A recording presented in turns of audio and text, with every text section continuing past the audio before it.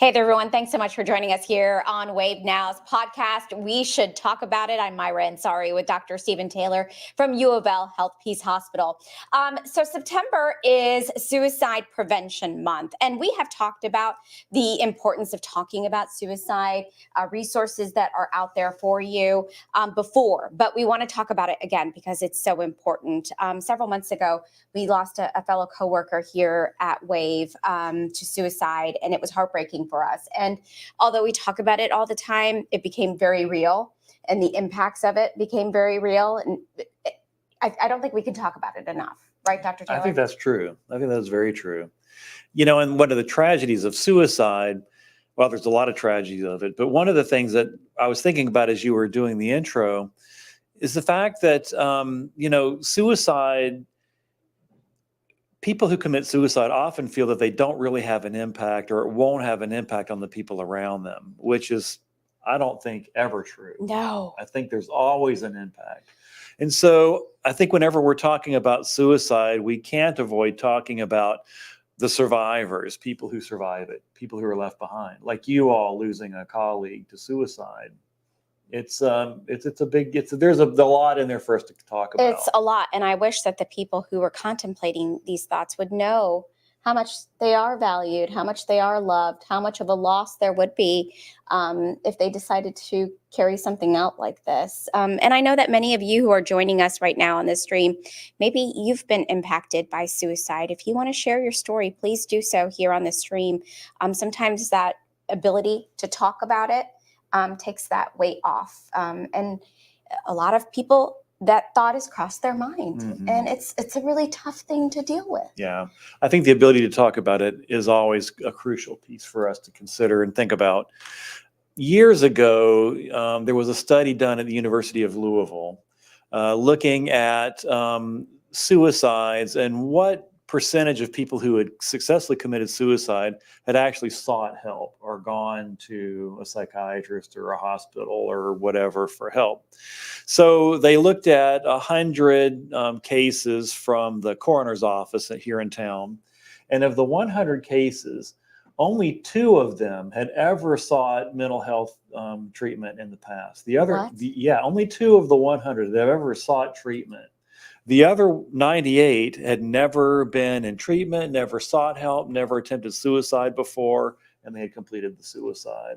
Mm-hmm. So there's no question. What that tells us is that talking about it and talking with someone about your thoughts and feelings is 100% beneficial. Mm-hmm. We rarely lose somebody to suicide if they're talking about it, but we most certainly will lose them if they're not talking about it. If someone's talking about it, is it a way for them? Is that a way that I should take? You're trying to get help. I'm trying to find someone who's going to change my mind. Right. I think that's true. Otherwise, why bring it up? We live in a society where if somebody mentions it, well, the first thing we're going to do is try to get them in the hospital or get them help or something. And we all know that. So no one's going to mention it if they're really intending to follow through. So I do think when people bring it up, it is a reach out for help. And I think they owe it to themselves and we owe it to them to do whatever we can do to help. So according to the World Health Organization, more than 720,000 people, they die due to suicide every year. Think about that, 720,000 people. And it's the 3rd leading cause of death among 15 to 29-year-olds. Mm-hmm. You haven't really even experienced life at that age, right? Like the real trials and tribulations of life haven't even come. What is this saying about our society and how we're living? It says a lot about our society and how we're living. It also says a lot about the process of development too. As we are developing and becoming adults and finding our independence, there's a lot about that that's kind of depressing. When I'm a teenager, I don't have to pay taxes. When I'm an adult, I do. Mm-hmm. I may be able to live at home when I'm a teenager. When I'm an adult, I don't get to live with my parents anymore. I've got to be on my own. So there are a lot of things that are just normal aspects of developing our independence that are kind of scary and depressing. Mm-hmm. So, that time of life is a challenge anyway. Mm-hmm. Teenagers to adolescents to late adolescence, in my way of thinking, is the toughest it's the toughest So phase. hard. It is the toughest phase of life. Yeah. It's a lot easier after that. Yeah. And that's why I think we see suicide rates drop in adults above the age of 25 until we get to late middle age when we start seeing an uptick in suicides again in our older population. I know that there's a parent out there that's watching us right now. Maybe their child is dealing with, I don't know, they're struggling in school academically. Maybe they're being bullied, they're being picked on, and it feels like the end of the world. Like, Mhm. how do you make your child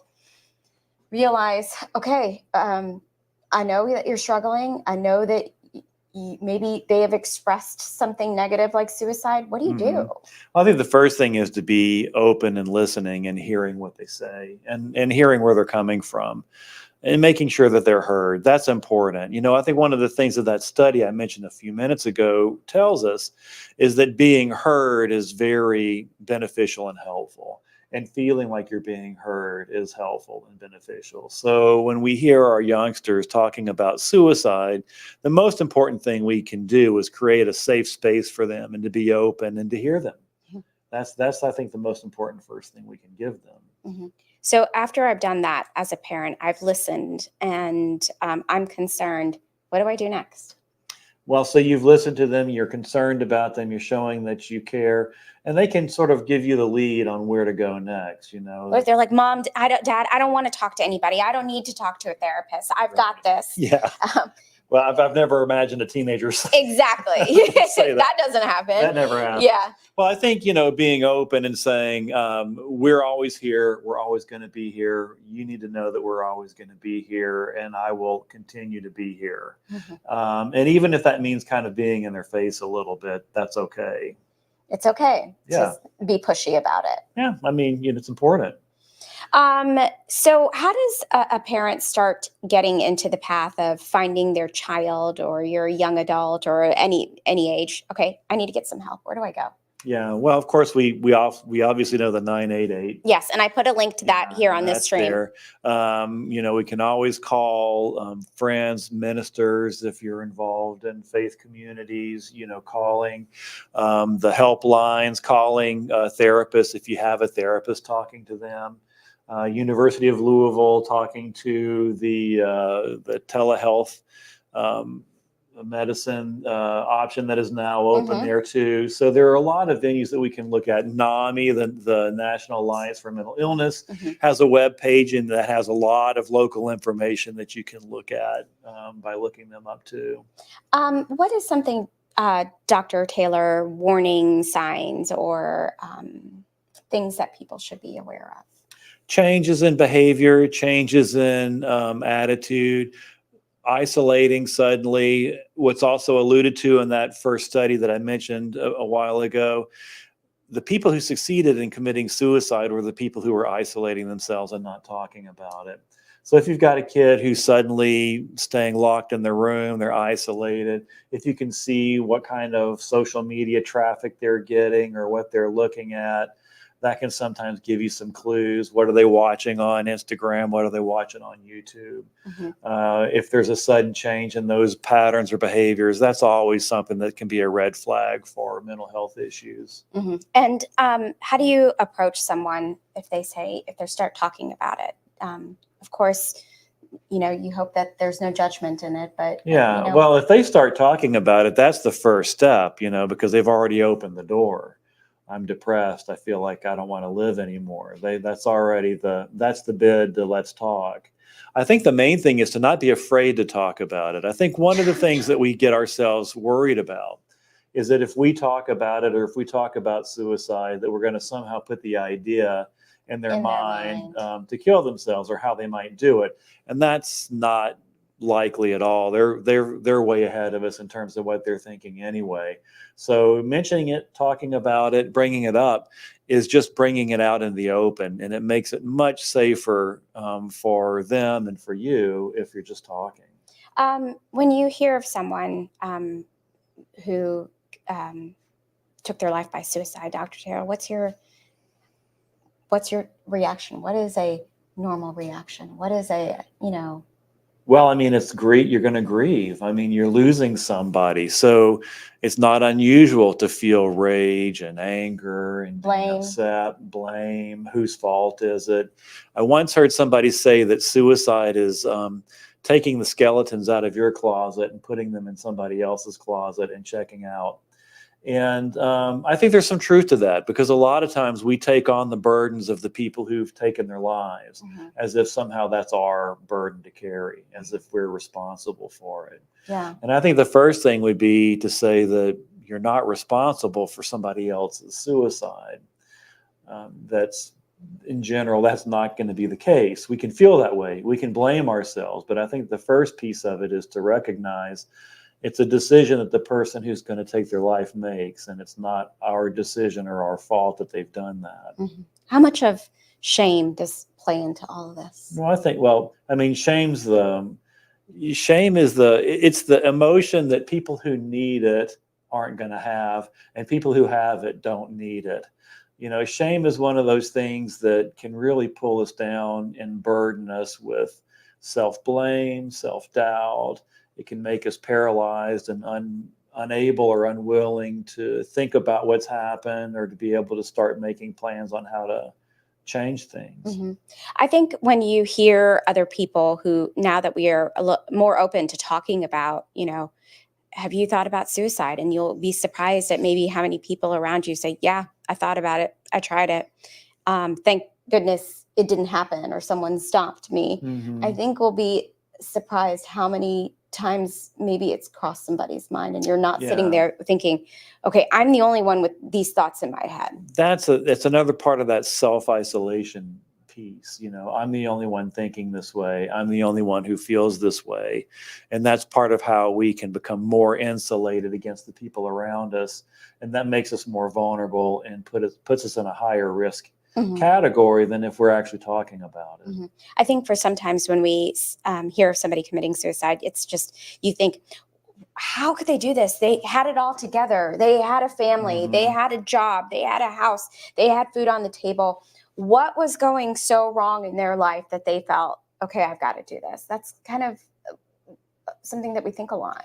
And it can be mind-bending to try to imagine it, but people who are planning suicide or thinking about suicide are not in a normal mental state, if I can use the word normal. And so it's irrational, and it's going to be irrational. And the way we're thinking when we're thinking about suicide is not rational. And if we can recognize that, that's also where talking, I think, can be helpful, because we need to be surrounded by people who are thinking differently and can help us see out of the hole or the pit that we've gotten ourselves into. If you're feeling this way, you can get out of it, right, Dr. Absolutely. Taylor? Yeah. What would you say to that person right now? I would say there's hope. You can get out of this. Talk. Don't keep it to yourself. Find somebody that you can talk to and rely on, and reach out to that person. Absolutely. Again, we've put the link to 988, also more information on suicide awareness, what you can do to get help. Dr. Taylor mentioned telehealth. As someone who has done telehealth a number of times, let me tell you, it is an amazing gift that we have now as far as medicine and technology, because we all lead busy lives. We put ourselves on the back burner, right? Maybe these thoughts have creeped into my mind because I haven't been taking care of myself. I feel like I have no time to drive to a doctor's office and sit there and wait and talk to a therapist. This can make it a lot easier. Absolutely. Especially if you've got a busy schedule and you don't have a lot of time for traveling back and forth, for sure. Maybe if you want to be just discreet about it. That's another reason to do it.